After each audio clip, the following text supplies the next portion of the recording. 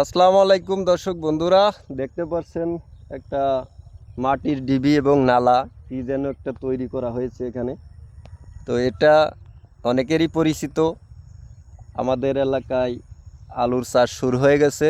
এটা হলো গোল আলুর চাষ এবং গোল আলুর বীজ বপন করে নালা বেঁধে দিয়ে পানি দিয়েছে, সেচ দিয়েছে। দেখুন পুরা ক্ষেতটিকে একটু দেখাই।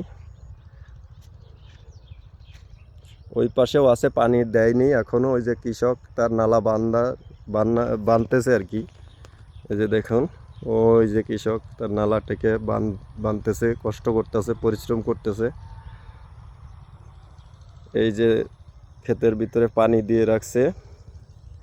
আলু চাষে কিন্তু প্রচুর পানি লাগে এবং শুকাইতে হয় এবং পানি দিতে হয়, সার মাটি সবই আছে। সব কিছু দিয়েই এই আলু চাষ করতে হয়।